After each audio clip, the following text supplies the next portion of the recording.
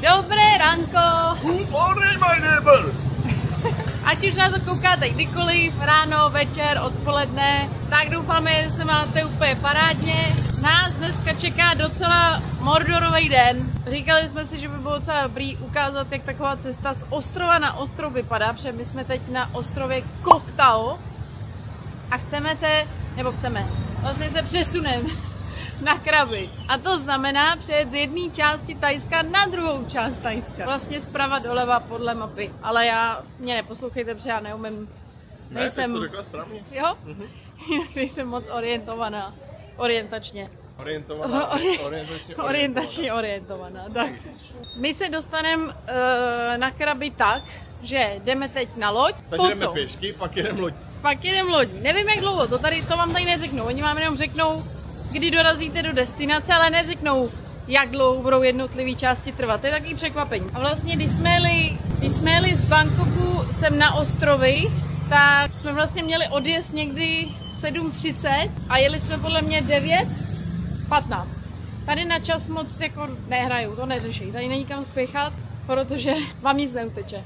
Takže uvidíme. Dneska máme odjezd 9:30 ráno a máme tam být 15:30 a absolvovat několik typů dopravních prostředků od autobusů, minivanů, taxíků, lodě, motorky. Tak tohle všechno si dneska ukážeme. Aby jsme to dneska přežili, tak se jdeme teď najíst někam. Našli jsme tady nějakou kavárnu, kde by mohli mít něco dobrýho. Objevili jsme argentinskou kavárnu na thajském ostrově, ale je to tady hrozně příjemný. Kuba je unavený.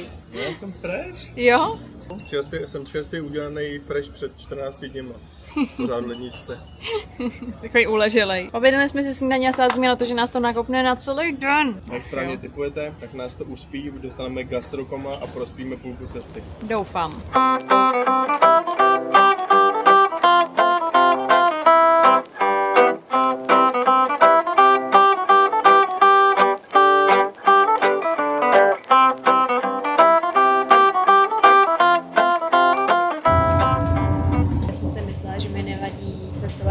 Já jsem dlouho podle mě ani lodí nejela, jak jsme to neměli nějak soudit, ale minimálně teď, jak to tak jako polohou úplně není nic zásadního, nejsou to žádný jako výkyvy nebo nějaký přívlny, ale malinko to pohupuje a je to trošku náročný. Já jsem se mohla pro kameru, jsem říkala, tak zaznamenám kousek cesty, jak to vypadá a zašlo to tak dělat takový, zajímavý je, že my vlastně jedeme takovou cestu, která trvá 7 hodin nebo nějakých 6 hodin.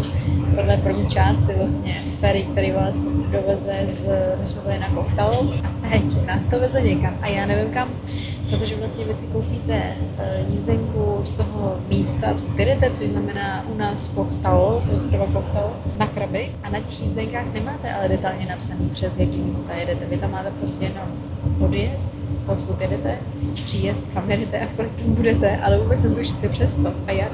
Takže jsem se ptala umělé inteligence, jako jestli mi může aspoň prozradit, jaká cesta nás čeká. A tak naštěstí tak zhruba tuším, ale třeba vůbec netuším, kam teď jede, co bude ten přístav, odkud pojede další vozidlo. A jestli to bude autobus, minivan, nevím, ještě nás čeká taková motorka. Uvidíme, no. Každopádně doufám, že vydechám tady to houpání. Kuba, ten to prostě zapích. A já myslela, že budu spát taky, protože jsme toho moc nenaspali. Ale já tady vydechávám každou minutu.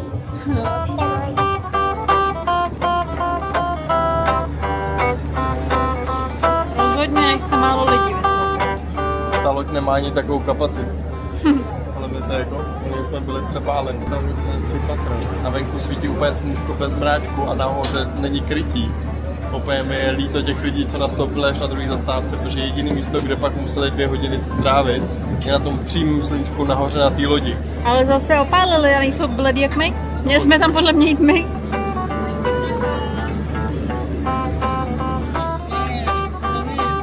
Uj.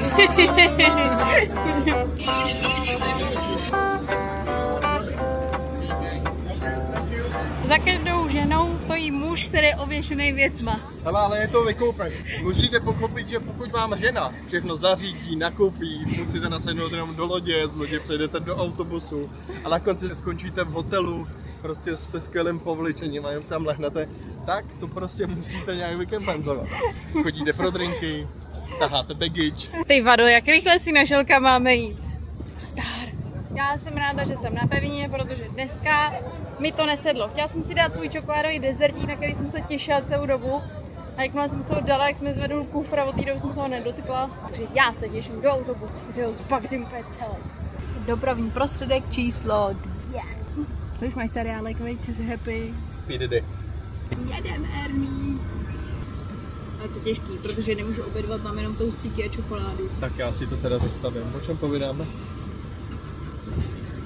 Už jenom 3 hodinky v miláčku.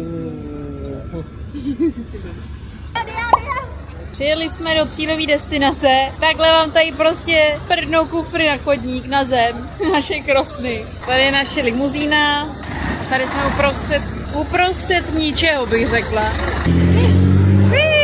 Víš, co je dobrý? Ne. My jsme celou dobu si mysleli, že jedeme minivanem, který tam byl napsaný, a z nějakého záhadného důvodu už nejedeme minivanem. Tak nic. No ale tohle je naše cílová destinace. Já jdu zajistit taxi. My jsme neobědvali dneska, díky tomu, že pendlujeme takhle od rána do odpoledne. Já říkám, hele, tak já si koupím Pringles, aspoň. Kup Pringles, ať si dáme něco. Já nechci Pringles, to je zbytečný. Ještě přemýšlím, že bych si dal Magnum. To je neuvěřitelný. Máme tady konečně taxika. 7193. Je to on! Tak jedem. Jelikož pojedeme ještě třeba 15 minut taxikem, tak jsem si říkala, že bychom si mohli dát takový lehký shrnutí toho, jak zatím hodnotíme Thajsko po 2 týdnech. To už je ale první, co jsem si uvědomila, je, že jsme tady 2 týdny. A já jsem se třeba hrozně bála toho, že budu jíst ty jídla jako street food a různě ochutnávat a tak, a že prostě strávím půl dovolený podle těch různých reakcí a zkušeností na záchodě. Musím to zaříkat všema možnýma prstama, zubama, ale za mě dobrý. Tady kolega to měl mnohem horší, což jsme... Kolega. Halo. Jsi můj životní kolega. No, jo. Já ti pošlu e-mail asi. Coworker.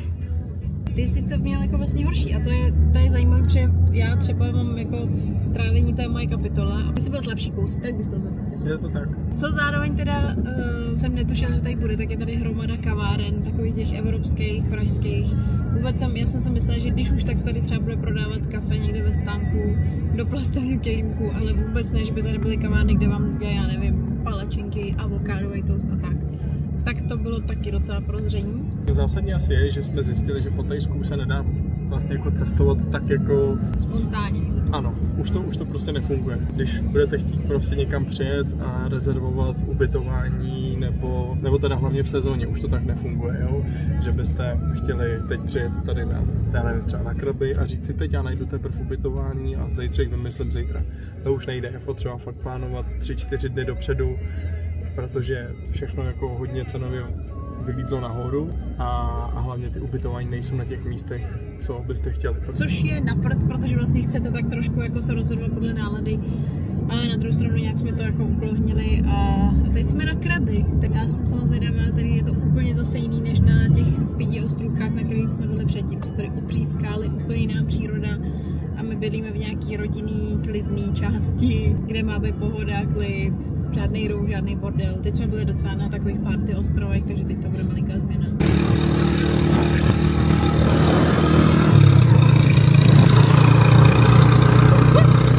To je super.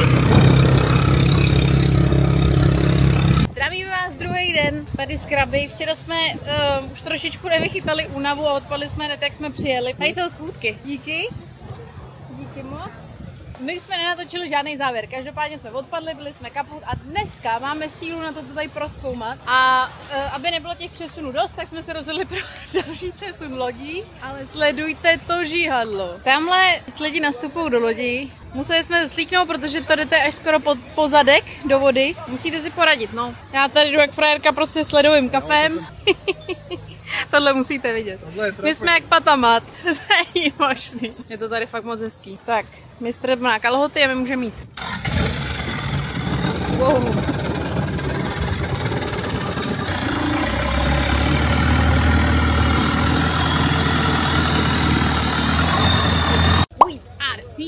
Přijeli jsme na Rayleigh Beach, což bylo úplně... A teď jdeme na nějakou jinou pláž, protože tam bylo docela dost lidí a docela dost lodí. odbočka. Jako, já jsem si představovala hlavně, že to je prostě nějaká jako jedna pláž a hustý, že je tady tolik a ještě tolik obchodů a restaurací. Dokonce jsme vypátrali, že tady někde by měl být McDonald's, protože asi je tady tolik lidí, že se to uživí a že to má poptávku. Tak to je něco. Ale teďka, když se přesouváme na tu Pranang Beach, tak je docela dobrý, že minimálně takhle to vypadá, že tady není moc lidí. Že tam se vyvalili všichni z těch lodí, stejně jako my. A teď se to tady tak hezky rozprostřelo a vy vlastně, když přijedete, tak můžete zůstat na té hlavní pláži, vzít si kajak, jít do restaurace, nebo na drink, anebo pak ještě tady můžete jít do džungle, anebo do jeskyně. My vlastně tady vidíte v pozadí, už máme takovou mini tour, aniž bychom to věděli. Ale fakt i ta cesta k té pláži je vlastně samo o sobě zážitek. Fakt je to pěkný. Ale jeden smutný příběh se stal. Nechala jsem na lodi kafe. Nechala jsem na lodi kafe, který je plný mlíka, karamelového syrupu, trošku jako smrdlý kafe. Takže spíš prostě takový giga dezert. 400 ml mlíka vylijete espresso, možná maximálně double espresso, to je něco mezi třeba 60 a 80 ml kafe, maximálně. Hele, ale já jsem viděla včera super video, myslím, že to bylo na Instagramu Reelsko, kdy holka říkala, proč lidi pijou černou kávu, nikdo neřekne, hej, ten je hustý, on pije prostě malý černý espresso. Ale můžete si to udělat hezký, dejte si tam mlíko, syrup, sladký, prostě ať je to sladký jak cecek, ať je to dobrý. Prostě proč si to lidi dělají? Cítím v kostech, že se blížíme tomu, co hledáme. Ojojoj. No dobře. Zakřikla jsem trošku to, že jsem si myslela, že tady nebude tolik lidí, ale myslím si, že i tak to stojí za to.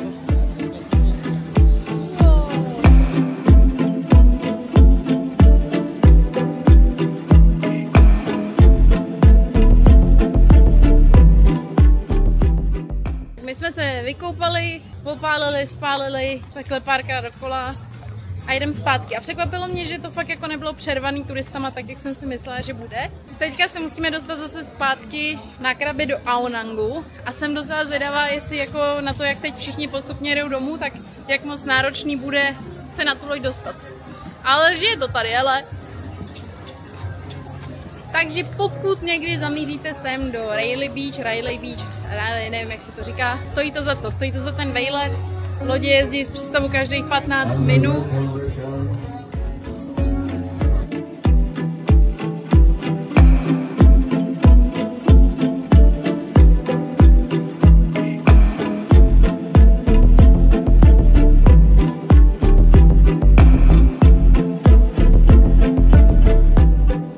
Dobré ráno. Dneska se přesouváme zase dál, já vím, zase. Ale dneska se přesouváme na Koh Lantu a tam budeme 3 noci, což je docela výkon na nás. Je to jedna z posledních zastávek, protože pak jedeme ještě na Koh Mok, myslím si, že se to říká takhle. A potom jedeme na Koh Lantu a tam už budeme týden. Každopádně z tohohle videa to bylo komplet všechno, tak si mějte krásně, no a vidíme se zase příště. Čau.